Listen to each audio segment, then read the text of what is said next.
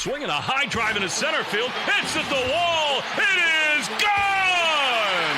Costas does it again. It's gone! It's into the bullpen! This game is tied! This game is tied! He swings and rips one to center field. It's high, it's deep, it's back, it's gone! Sale winds, he fires. Swing and a miss, strike three, it's over! The Red Sox have won the World Championship! What's up? Welcome back to Play Tessie. It is episode 215. This is the official Red Sox podcast of WEEI. Before we get going, hit that subscribe button wherever you get your podcasts. Rate 5 stars. Find us on the WEEI YouTube channel. Subscribe there. Find the Play Tessie playlist there. It's got all our episodes in video form. Hit the thumbs up. You know the drill. And find us on all of the socials at Play Tessie on Twitter, Instagram, and TikTok. Got tons of videos out there all the time. Just had some really good ones with Carlos Narvaez. We'll have others coming, so be sure to follow on all the social platforms. So today's game got rained out, so we're recording during the day. So we are coming off the Mets series. It's just now we've basically slept on it a little bit after the loss. And it is after a loss. It is after a series win, which it feels like the first time since, it was Kansas City was the last series win. And it's kind of one of those ones where you don't know exactly how the pod should go, but I lean towards it should be pretty positive here because the Mets are a good team. They've got a good record. They've played good ball this year. And the Sox bullpen, which has been heavily scrutinized, heavily criticized this year, was nails. In 2 games, they won you 2 games. Full out, full stop. They won you those 2 games. Obviously, the third game came with a lot of, I would say, questions because Garrett Crochet pitched. There was no bullpen available to be seen. He was pulled at 85 pitches. It was a predetermined decision. We'll get into that. But they obviously they lost that game because they pushed Liam Hendriks for 2, and that was never going to go well. And they were just never going to hold a lead if Crochet didn't get through 7 innings, which at an 85 pitch limit was never going to happen. So the reason I'm positive here is because they won the 2 games that were winnable. And even though Crochet pitched the third game, if you don't have a bullpen and your starter's on an 85 pitch limit and the other team's bullpen is fully rested like the Mets guys were, and you have Brazoban going over 2 innings, that's going to be a hard game to win. And so, the Red Sox did as well as you could have expected them to do. They won 2 out of 3, coming off a loss, going into a 4-game series with Baltimore. It's going to be about how you move forward from here. It always is. But I tend to not enter this podcast feeling down about things because if you told me the circumstances with Crochet and the bullpen, I would have expected a loss. And they won the 2 games before that, and they were kind of signature wins. So Sammy, correct me if I'm off base here with my vibe check, because we are a vibes podcast, and the most confusing podcasts are when they win the first 2 and then lose the third, or lose the first 2 and then win the third. At least when you're going series by series, which for whatever reason, it feels like we didn't mean for it to be like this, but it feels like every podcast we do series by series. By the way, it's Gordo and Sammy here. Pat out for one more episode. He will be back next podcast. Pat will be back. Yes. Can't wait to see Pat again. Gordo, definitely a positive podcast scenario, in my opinion. One thing I've complained about with these 2025 Red Sox is it feels sometimes like they are medicine for other teams. Teams come into Boston cold, like the Mariners were cold when they came to Boston, left hot, still hot. Toronto came in cold, left hot. Texas came in cold, left hot. It's like they keep doing this. They're medicine for teams that are struggling. So when the Mets were coming in, the whole conversation about them was Soto's being weird, which we'll get to. The Mets are cold as a team. They're not playing winning baseball. So my first thought, a little pessimistic, was, oh, great. The Red Sox are going to act as medicine for the Mets. Mets fans are going to take over Fenway. It's going to be disgusting. Which they did. Yeah, they did. The Mets fans definitely did take over Fenway for the first game, at least. A little bit less in game 2 and a lot less in game 3. But still, they showed up. Credit to Mets fans. I feel like they're our frenemies because we both hate the Yankees. That's beside the point, though. I think the Red Sox played, solid baseball this week, this early week series. It wasn't anything to write home about. I'm just happy they won a series, basically. Keep it simple. We don't have to think too much about won the first 2, lost the last one. They won a series against a good team. We can leave it at that. Yeah, and the truth is, like, if you look at the three facets of a baseball team, you've got the position players, you've got the starters, you got the relievers, and while there's cause for concern with all three of these groups, right now I feel like before the Mets series, if you'd asked us which one you're most optimistic about, I probably would have told you the offense because A, the group has probably shown the most promise out of all three units, and B, it has the most coming. Like they still don't have Roman Anthony and Marcelo Meyer in it. In this series, you had Hunter Dobbins throw 4 2/3 good innings, didn't get a lot of swing and miss, but got the job done. Buehler got thrown out of that game. We're going to get into that too, but he didn't allow a hit in his 2+ innings. And then Crochet didn't have his best stuff, still went 5 1/3 innings, 1 run. So starters were good. Relievers were flat out dominant in the first 2 games. And in the third game, again, like what were you going to expect? No reliever on this team besides Liam Hendriks in a perfect world should have been pitching that game. Yep. Where do we want to start with this? You want to go for once? You want to go game by game, kind of, sort of? I would say let's start with the good and we can end with the bad. Okay. Okay. I'll tell you where I want to start. I want to start with our new pal. Do you just freeze out? You freezing out right now? Someone's freezing out. It might be me. I froze out. I'm back. Back. My bad. Wi-Fi. All right. We're recording with bad weather. Yeah, bad weather. But I'll tell you where I want to start. I want to start with our new pal. Start with the Narv. Because yes.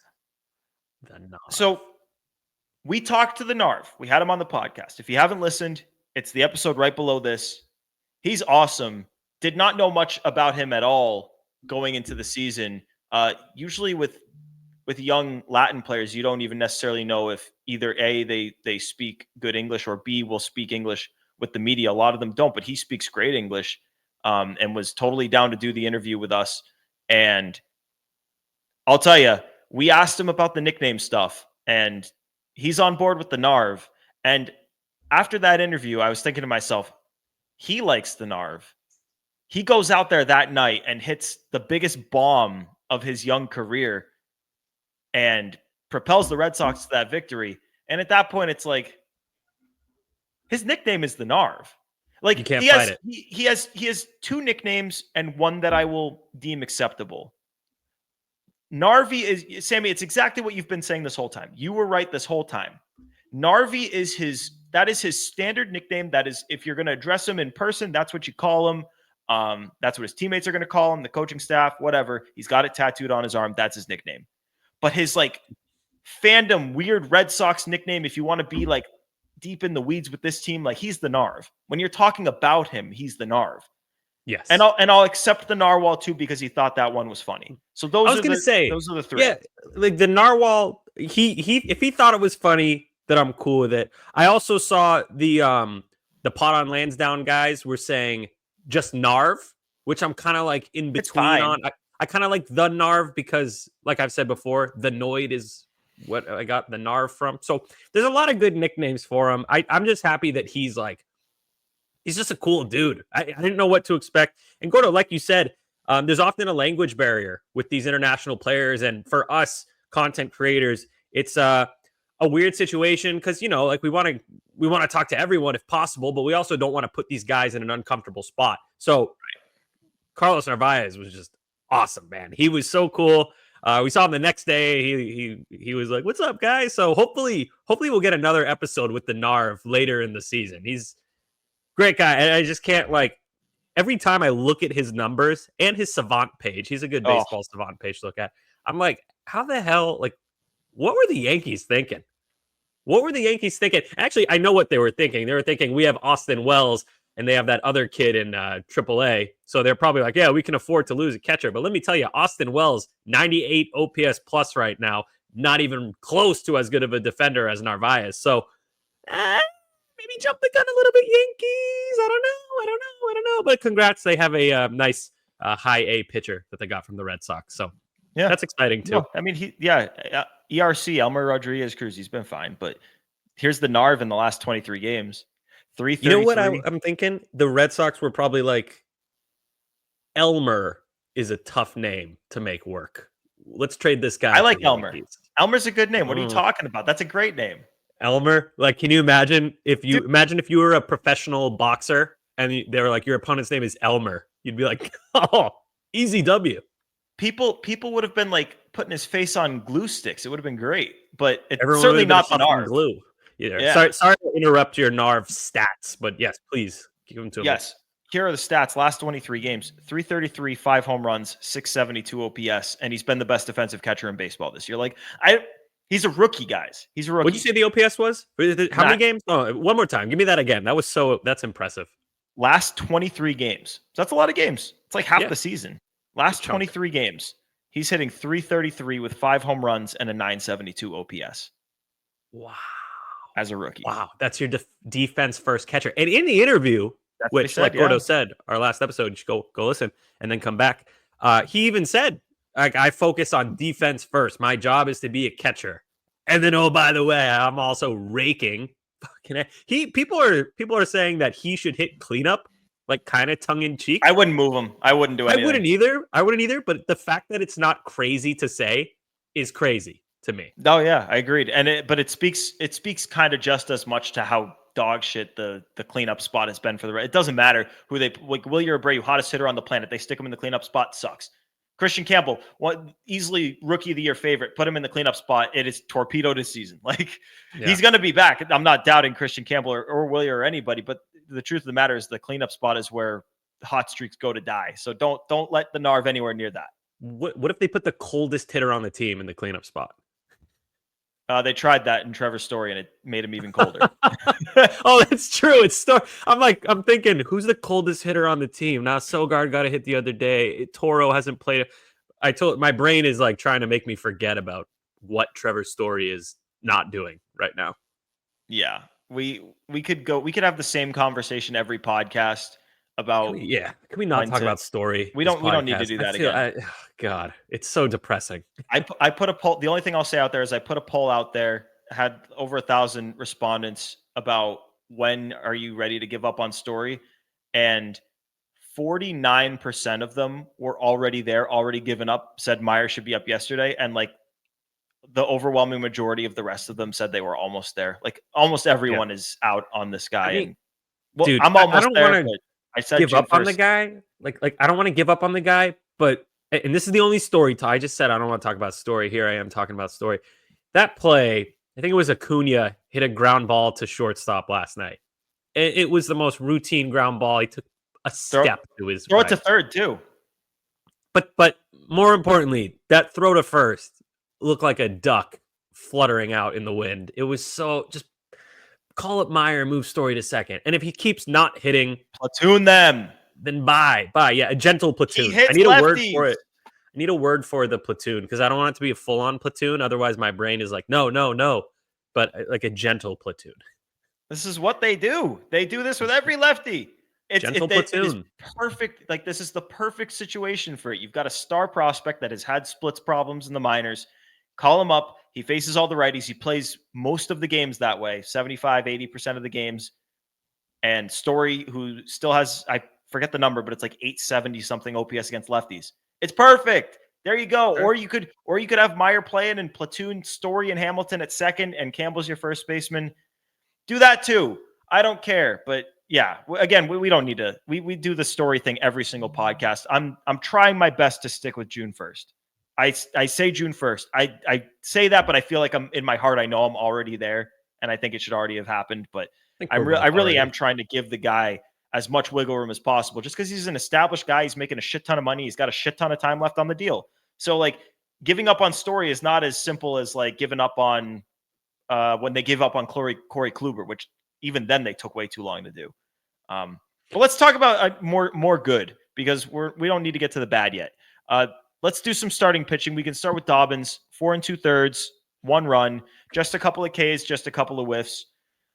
The reason I want to bring it up is because he continues to be one of the only. I don't want to say he's one of the only Red Sox starters you can rely on because I don't even know how much more you can rely on Dobbins compared to some of the other guys. You feel comfortable when he's out there as a fan. Right now, you feel that's comfortable. The way to put it. Yeah. Mm-hmm. So my question is, Richard Fitz had his first rehab stint today in Double-A, 3 innings, was like 38 pitches. So it feels like he's got probably one more rehab stint until they can bring him back if they want. They could extend the rehab if they want to kick that can down the road. My question for you is Dobbins the guy that gets removed for Fitz? Because like it's not like Giolito doesn't have options. I mean, Bayo probably does, but I feel like you want to give that guy some leash, some wiggle room to figure it out. Bayo's got a track record and a ceiling. So I don't know. It's a tough decision. Yeah, it's Dobbins because you have to see what you got with Giolito. And I know there's already people who want to pull the plug on Lucas Giolito. And I get it. He has not looked good for the most part. He's shown some signs.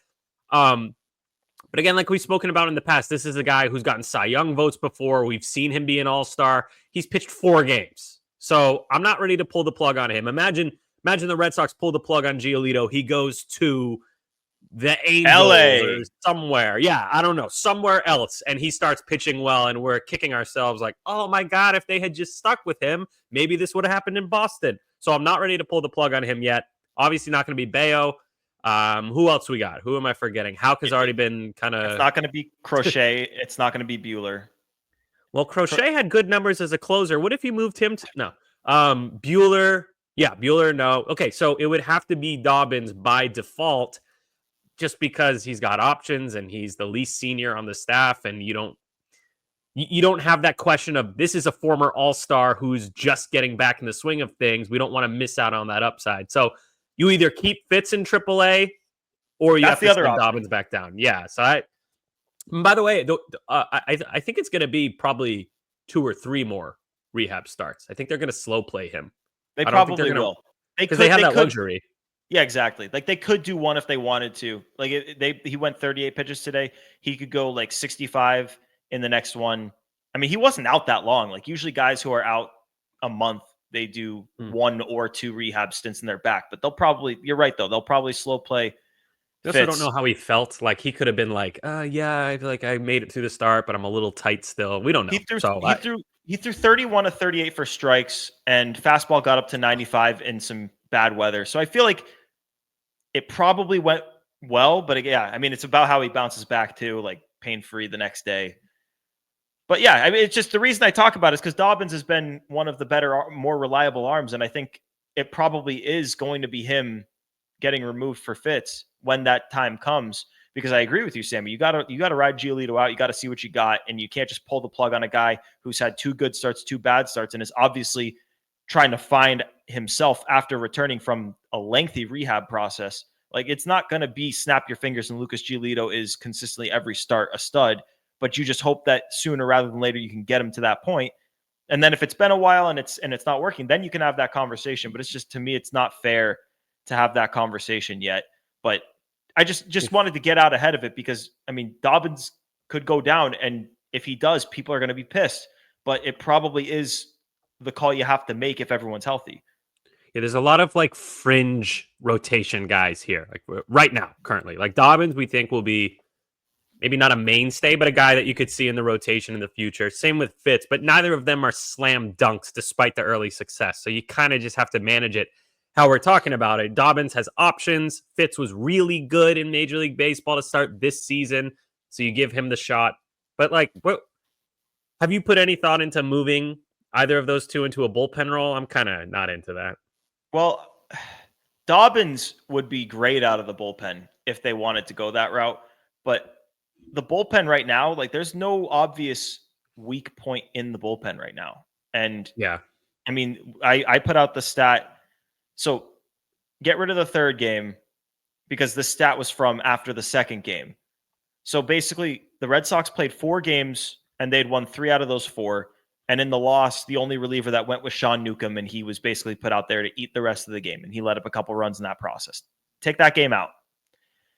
That means you have the Devers walk-off game and the 2 Mets victories. In those games, the bullpen threw 16 innings and did not allow a run. That is 5 1/3 innings per game on average that the bullpen went there and didn't allow a run. Way too much. Yeah. Of course, it's too many innings, but it's a testament to how impressive they've been lately. And yeah, we'll get into the Liam Hendriks thing. He thinks he should be pitching more. Obviously struggled in his second inning of work in the last game. But there's no, like, if there was guys getting their shit wrecked at the bottom end of the bullpen, I would say, yeah, like you could make the argument, put Dobbins there. Dobbins would have success in the bullpen. But right now, like you're in May still, like you're going to need that starting pitching depth. Guys could get hurt. Like you got to keep that depth. And if September rolls around and you're making a push for the playoffs and you think Dobbins is better than someone else that you have in that bullpen, that is when you make him a reliever or someone else a reliever. Or like, because like, again, like Dobbins could go down here and Giolito could shit the bed 4 straight times. And then you're having that conversation and who's going to replace him? It's Dobbins. And if he's shortened down to 2-inning spurts, then you got to stretch him out again. You never know if he's going to be the same because you cut him back down. You got to keep him stretched. You got to keep your options open with the rotation. They've been too inconsistent. We don't know who the top 5 guys are. As much as we like to think we do, we don't. So you just got to keep your options open. Mm-hmm. Yeah, well said. And I know a lot of people listening are probably smashing their fists into the table, being like, why would you not just get rid of Giolito? Can't. You cap the upside of the team if you do that. Like, again, I don't want him gone and then succeeding somewhere else. And we got to watch that all year long. Just, I would give Giolito. Could be good. Like people just write the guy, like he could be good. He's made 4 starts since his surgery. Like he's made 4 starts. People chill with Giolito. Yeah, no, I'm not even close to giving up on Giolito. I think that he deserves a pretty sizable leash due to circumstance and due to track record. So I'm cool giving him another like 7 starts, legit 7, 8, 4 starts. So before we get to some of the other good stuff, quickly, because I truly did not think this was even a story, but I guess it is with Cora missing the first game here for his daughter Camila's graduation. I thought that I didn't see anyone talk about it, but then a couple days later, now it's like all anyone's talking about. Do you have any problem with him missing that game? I certainly don't. Players have off days all the time, and when a family matter comes up for the manager, like by all means go be with your family, and they won the game. So what, like why are we talking about it? Yeah, it's stupid. His daughter graduated college. He gets one chance to do that. There's 162 baseball games in the season. Fuck anyone who's mad at Cora for that. That is so it's like not even worth spending any time. Yeah, if you're mad at Cora for that, you're an idiot. Thank you for listening. What else we got? So do not care. Second game. Buehler, where were you at with him getting tossed? Just like place blame on the umpire, place blame on Buehler. Like obviously the bullpen came in and more than did their job. They were used for 4 1/3 the day before with Dobbins only recording going till 2 outs in the 5th. Bullpen was asked a lot that day and was subsequently asked a lot this game, and it was impressive to see what they were able to do. But the ejection was crazy. I think there's blame to be placed on both sides. I'm curious where you stand. For sure. It was a pretty complicated situation. I think the bulk of the blame should be on the ump. The ump made that way more dramatic than it needed to be. Lou did a great job explaining it from the perspective of a former big leaguer. When you take off your mask as the ump, it shows aggression. That's an aggressive move. And these are humans. These are not robots, umps, players. They're not robots. So taking off the mask, walking towards Buehler, yelling, "Get back on the mound," when, by the way, he was on the mound when that was being yelled. I thought that was way over the top. Estabrook. I was forgetting the guy's name. Yeah. Mike Estabrook. Little bit over the top to take off the mask and come yelling. Of course, pitchers, you're not supposed to argue balls and strikes. The pitch that Buehler was upset about, obviously a strike, but the runner was moving. Narvaez got up to catch it, so the ump just missed it. He missed it. So I don't blame Buehler for being upset. I don't blame the ump for being mad about getting critiqued. The blame begins with the ump being way over the top aggressive towards Buehler. Then Buehler has to take a little bit of blame because, your team needs you out there. You can't say, fuck you to the ump. You're going to get tossed. I don't know if that's the magic word, but I got to assume it's something in that realm. So I would say 75% of the blame on Estabrook, and the last quarter I'd give to Buehler. I don't know if that's fair or unfair. That's just the way I see it. So what do you think? Yeah, I think if we're placing a majority blame, I agree with you. The majority goes on the umpire because he threw the first punch. He cut first. But if you're Buehler in that spot, you can't let it escalate to the point where the ump even has a chance to throw you out. Like, yes, the umpire, way too combative. he started the whole. First of all, he fucked up the call. Second of all, you're right. Buehler was on the mound, and he said, "Get back on the mound." And obviously, Buehler got mad as a result of that. But after that, and like again, those are two major portions of this story that are on the umpire. But after that, if you're Walker Buehler, you got to know the situation. He said it later. He took accountability for it in the media, so props to him for that. But and he knew he messed up by getting thrown out and putting his bullpen in that spot. But yeah, you can't put your bullpen in that spot. Like, you just got to eat it, get back on the mound, and make sure you get out of that inning scoreless. But yeah, a majority blame on the umpire because he fucked up the call and he instigated the nonsense. Like, Buehler let the umpire get under his skin and he shouldn't have, but like, the umpire fucked up the call and started the fight. Like, get the fuck out of here with that. The ump could have, I hate to use this guy as an example, but Wednesday night, Laz Diaz missed a call on Christian Campbell. It was a ball that was like 5 inches outside and below the strike zone. And you heard him right after. He goes, "My bad, Christian. I missed that one." And Campbell kind of looks at him, nods. It's over. It's human error. People make mistakes, but the ump was like, that was so dramatic, man. Like, come on, you're an umpire. If there's any job you need to have thick skin in, it's being an umpire. So, Sammy, then, that brings us to the argument we had earlier regarding robot umps. Like, you're still not in favor of it.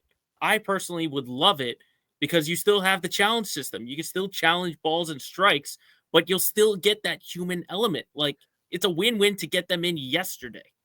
Yeah, I hear what you're saying, but I don't think with the challenge system, I don't think we get that whole thing with Buehler. And regardless of how you feel about how it affects the team, as a Red Sox fan, a Mets fan, whatever, just as a baseball fan, you cannot tell me that wasn't entertaining.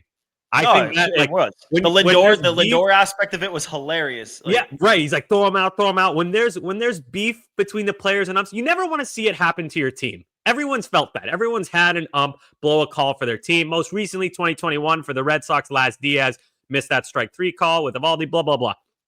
But the entertainment factor, I think you would lose a lot of it if you had the robot umps, whatever you want to call them, ABS system. Not all of it, but you would lose a lot. And stuff like that, like Buehler, sure, I wish it wasn't the Red Sox, but that got me fucking fired up, man. I love that stuff. But would you rather have the call get right or just the entertainment factor? Like, it's cool in that moment, but in the grand scheme of things, you look back on it, you say like, oh, the umpire screwing everything up lost the Red Sox that third game.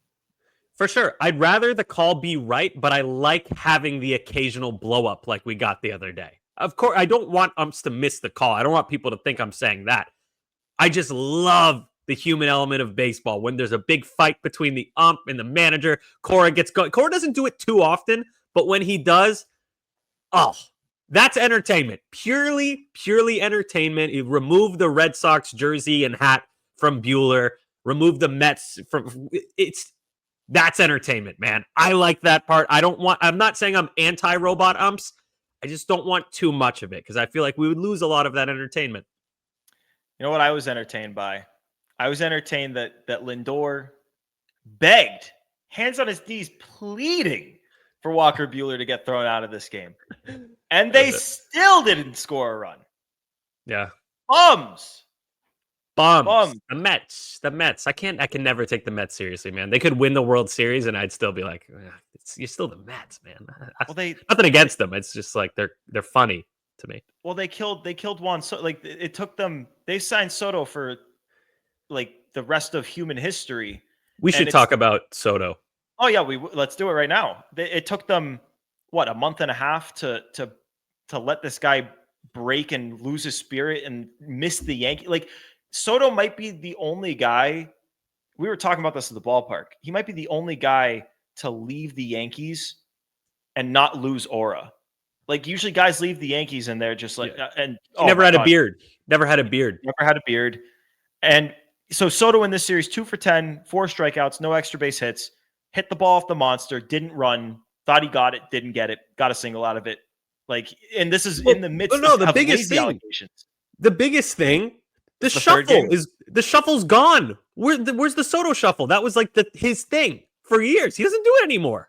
What the fuck? I don't know. That's what stood out to me the most. That was his whole character, is that he would make every at bat like he's fighting the pitcher. And now he's just standing up there. His stance is different. He's more upright. Just doesn't look engaged. And like, what could it be? It can't, like, you're still in the same city. You're still in New York. The Mets seem way more loose and way more fun than the Yankees. Like, the Yankees are like the corporate America of baseball teams. What's going on? Mets fans, if you're listening, tell us. It's bizarre. It's crazy because coming into this series, there was a lot of Soto is unhappy, Soto is lazy. Like, that was the narrative on him coming in. And then in this series, you had him hit a high fly ball off the monster where he could have walked to second and he only got a single out of it. And you had him in the third game, first at bat, watches 3 straight strikes go by, doesn't lift the bat off his shoulders. Second at bat, takes a ball and then watches 3 straight strikes go by and strikes out. And then his third at bat strikes out on 3 pitches. Like, I would understand any Mets fan that is panicking a little bit over the potential long-term ramifications of the deal, because he's going to end up being fine this year and he's going to put up numbers for the next few years. But you need this guy to be putting up numbers into his 30s and approaching 40. Like he's going to be there making a shit ton of money for a long time. And if this guy's already unhappy, he's already not himself, like, what the fuck is going to happen a decade from now? His OPS currently is 175 points below what it was last year. 175. It's at 804. And 804, that's really good. But that's not Juan Soto really good. That's like if the Narv had an 804 OPS, I would lose my goddamn mind. I'd be running around the streets telling everyone about the Narv. But Juan Soto, you're not a defensive catcher. He needs to be, and this might be dramatic, he needs to be in that 900 realm every year for the money he's making. Otherwise, it's like, why'd you pay this guy for? He's not giving you anything on defense. I don't know, man. I really would love to talk to like a Mets beat writer or someone who's really locked in with that team, because I didn't want to give credence to anything Yankees fans were saying. Obviously. They might be right. They might be right. They might be right. They might be right. Dude, they might be right. Dude, Mets fans are in denial about it. I have a few Mets fan friends, and they're in straight up denial about it. How could you be in denial? Look, he looks like a different person. He's not doing the shuffle. Shuffle. They're like, the shuffle's gone. They literally, when I talked to my Mets fan friend about the shuffle, he said, "Well, he says he's gonna do it. What are you talking? He used to always do it. He did it all the time. What's he saving it for? Saving it for the World Series. He's got a limited amount of shuffles.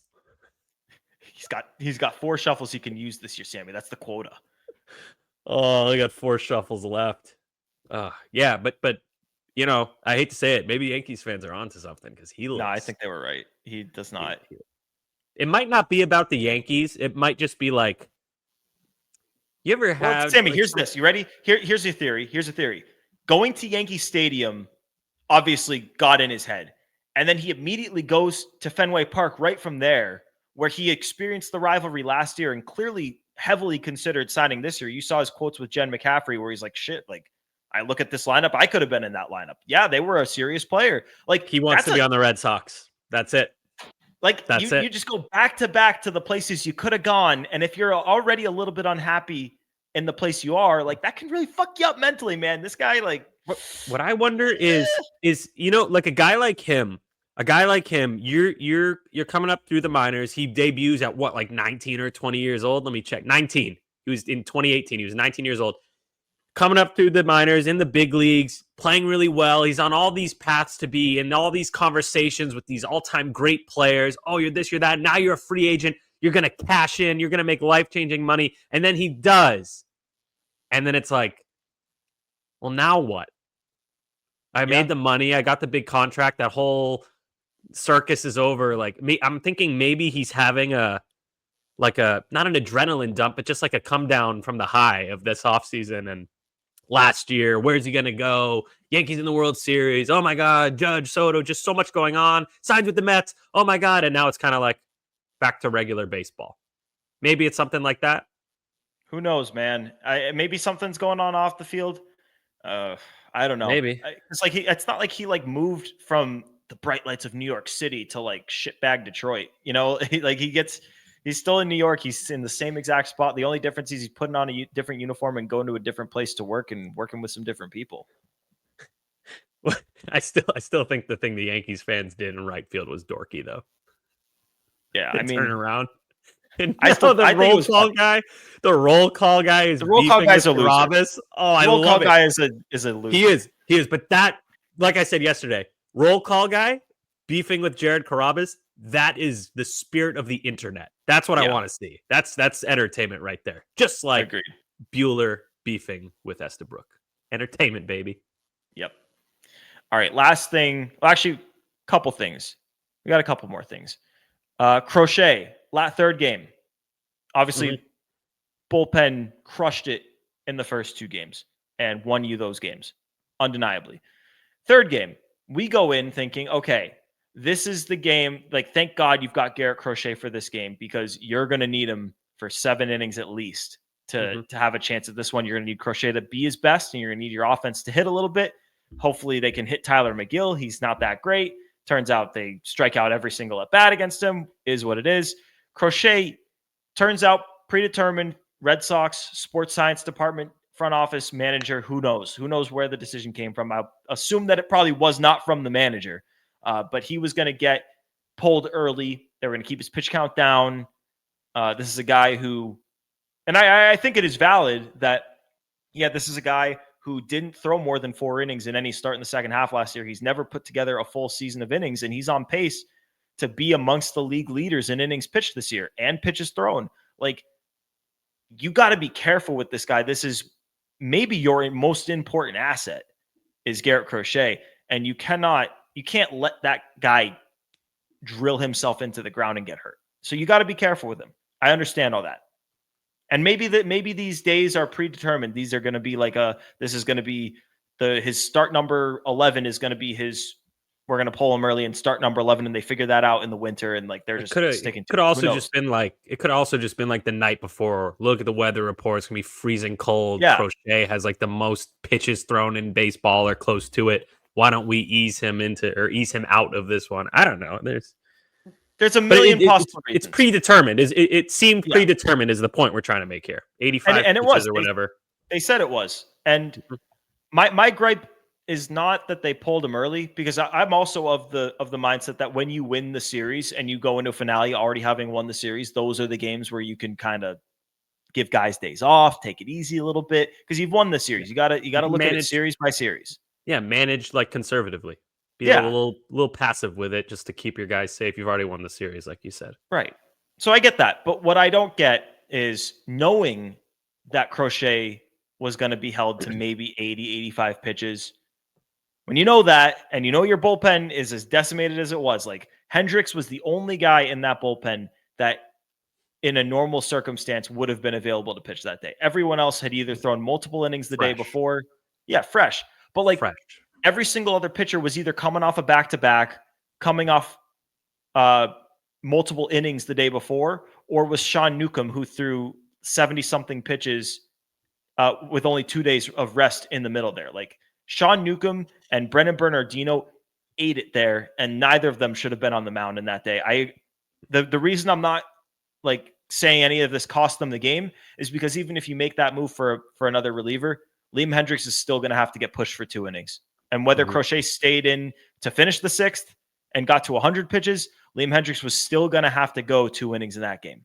And he was never going to get through that on 2 innings. So I didn't understand not calling for another arm. I'm not going to say it cost them the game, but it probably would have put your pitchers in a better situation, maybe not needing to go to Bernardino or Newcomb. Yeah, I agree. That's the exact take I have. I understand what happened and why it happened. I don't understand why I didn't have a fresh arm up. Like, kind of weird.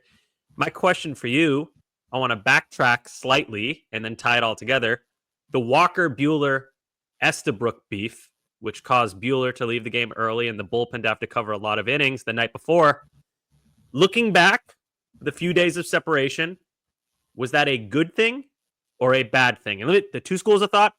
Good thing, fired up the team. The Red Sox got a win when they had to overcome a lot of adversity. Bad side, you torched your bullpen. So where do you stand, Gordo?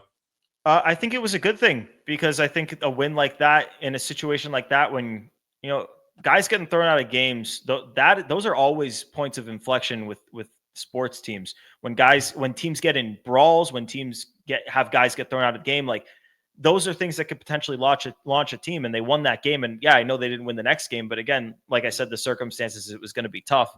And I get it was as a result of that. But this team needs any sort of spark it can get, and it got one there. And hopefully they use it to carry them through the Orioles series and beyond, and that's a launching point. But I think good thing. Yeah, I'm with you. I think more good than bad. I think the emotion in that game helped them overcome the adversity. I don't want to say they would have lost if Buehler didn't get thrown out. That's a little crazy, but I'd lean more good than bad, especially today as we record Thursday, the 22nd. Game got rained out, which means doubleheader on Friday, but they get the extra guy, the extra arm. So, yeah, I would lean more good than bad. Let's quickly, before we get to enough said, talk about Liam Hendriks a little bit, because he had those quotes to Alex Spear and Pete Abe about wanting to pitch more. He's like, if you want the best me, you got to throw me. He said he called it a point of something. Contention. There's the word. Point of contention with him and the organization. Says they've had conversations. Cora said in the media, like, yeah, we got to use him. He's right. Got used in this game, struck out 2 guys in the first, but then in the first inning of work, and then came back out and kind of got hit around a little bit. My thoughts on Liam Hendriks are, yeah, you probably should be using him more. It's just been tough because he's not at the point where you trust him in close games unless you need to throw him in that game like they did last night. But he's also, like, you don't want to throw him when you're down by 6 and there's 3 innings to go. Like, that's nuke him. You want to save Hendriks. Like, so there hasn't been an ideal time to throw him. But that said, like, yeah, you do need to throw him because he does have the potential to get himself into a higher leverage role. But that said, it's like I'm not at the point yet where I trust Liam Hendriks in a 1 or a 2 run lead if I have other guys available. Just not there. Yeah, I'm not at the point where I trust Liam Hendriks in high leverage situations either. However, if he's talking like this, saying, if you want me to be at my best, you have to use me in the role I'm comfortable with, I don't hate the idea of just making him the closer and saying, hey, man, sink or swim. Like, you either get this done. You're confident in your ability to close games. You've been a multiple-time All-Star as a closer. Go out there and close. If that's the role you need, go close. If not, cut ties. And that, I think you can do that because Chapman has had success pitching in innings other than the 9th inning. He's been great this year. I've said multiple times, I'd like for them to get a closer simply so they could use Chapman whenever he's needed because he's been so friggin' effective. Not saying he hasn't done a good job in the 9th inning. He obviously has. But you move Liam Hendriks kind of temporarily into that strict closer role. If he does well, fantastic. You just lengthen your pen. The other team has no clue when Chapman's going to come storming out of that bullpen. They're all crap. Here comes Chapman in the 7th inning. We got the heart of our order up, and now they got to face Chapman. That sucks. And you have a new closer. So you lengthen the bullpen, and you can use Chapman whenever you need. On the flip side, if Liam Hendriks fails, yeah, that sucks. It probably hurts the team for a game or 2. But now you have clarity. Not a good fit. Sorry, we like you. You're a good guy. It's just not working here. We need more flexibility out of you. And if you're saying you're not able to move around how we need you to, sorry. I'm sure another team will pick up Liam Hendriks. That opens up a bullpen spot. You call up Guerrero or Birdie, whoever, and the carousel moves on. That's what I'd do. Sink or swim, Liam Hendriks. Let's see it. I'll tell you, Sammy. I think the closer role is the literal last place I would put Liam Hendriks. Quite literally the last place I would put him. Because where would you use him? I would use him in low leverage and work him up. And if he fails and he's let up runs his last 2 outings, if he fails in that role, that's when you cut ties. Like, there's no reason to blow close games in the late innings. Like, those are the games that kill you. Like, don't forget, last year the season died when they had games against the Dodgers and the Rockies that they couldn't close in the 9th inning because they were putting out guys who shouldn't be closing games in that role. That's how you burn out bullpens, because you use guys like Chapman and Slayton, and then you lose the game, and now those guys aren't as effective the next day, or maybe not available. And then also, just in regards to moving Chapman out of the role, I've said this before, but Chapman in the closer role is the one part of this bullpen that has been rock solid start to now. He has not faltered pretty much at all. He doesn't have a blown save. And it's not like you need a lefty specialist for somewhere else, because Justin Wilson's been nails in that role. So Chapman in the closer has worked perfectly. I like the 9th inning being locked down. I don't want to put the guy who I probably consider the least reliable option in the bullpen in the most important spot. I just No, that's how, fair. That's how you torpedo a season right there. If you do that and he blows 3 straight saves, it's like, okay, now we can cut ties. If you want to cut ties, just cut ties. Sure.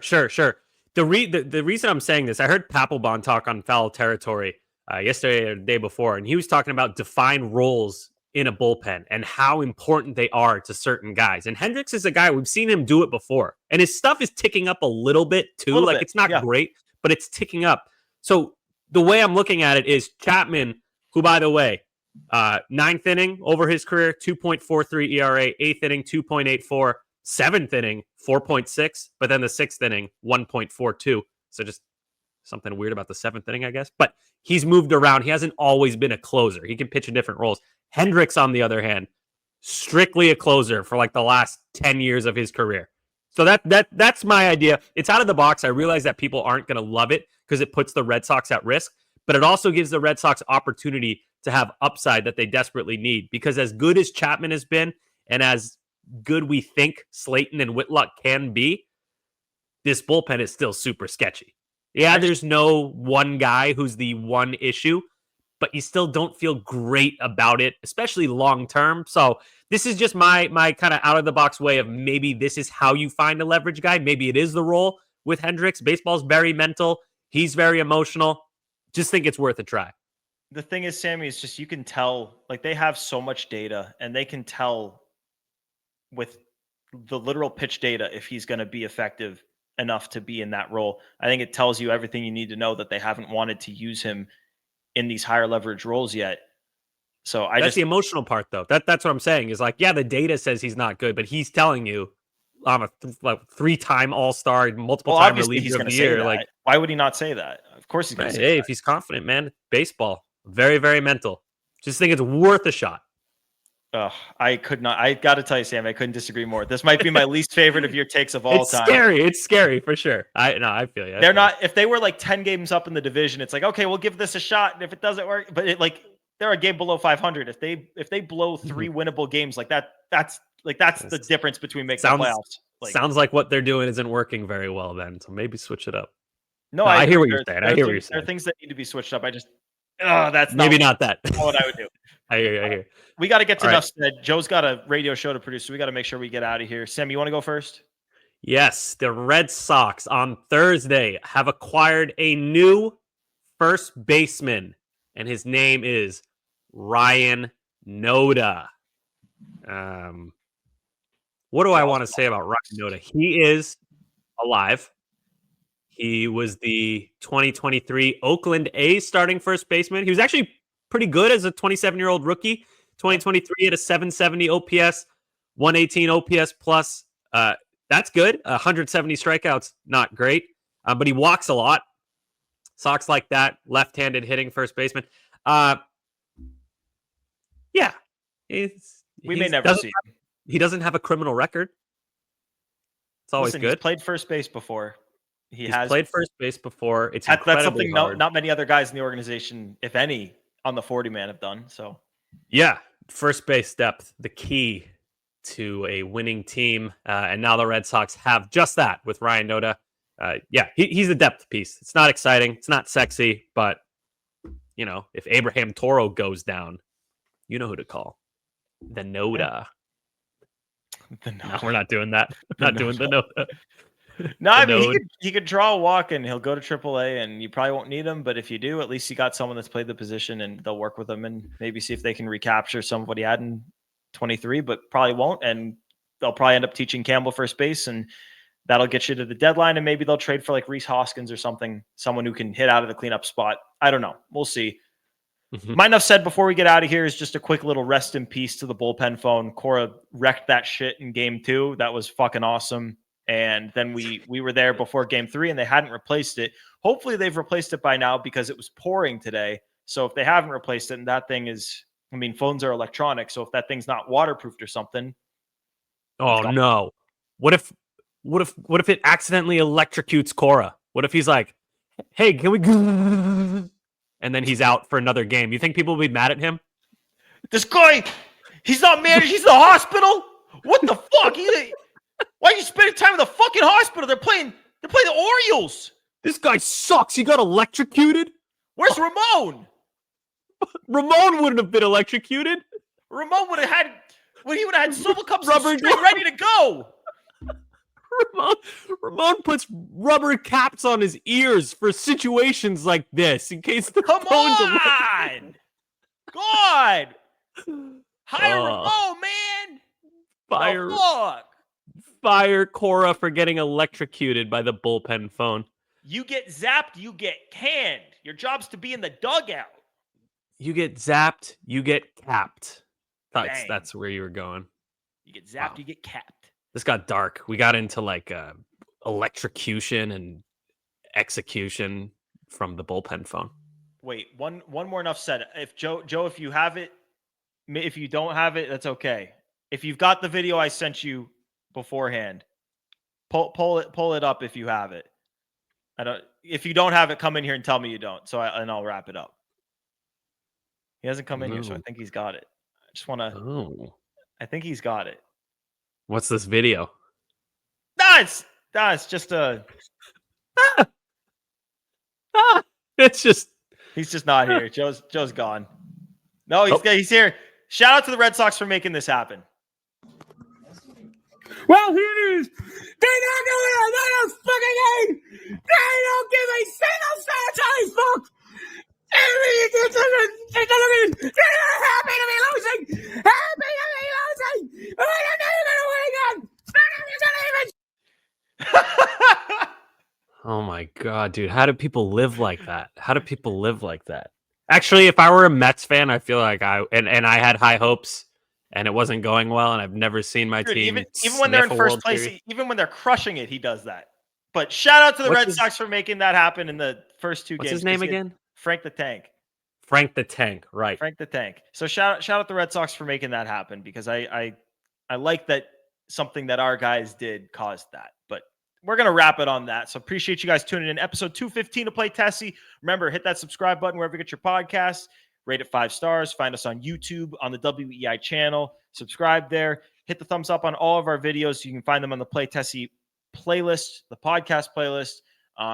Subscribe, see WEI. Find us on the socials at Play Tessie on Twitter, Instagram, and TikTok. You know the drill. For Sammy, for Joe producing, it's Gordo here for Play Tessie episode 215. Thanks for tuning into this one. Peace.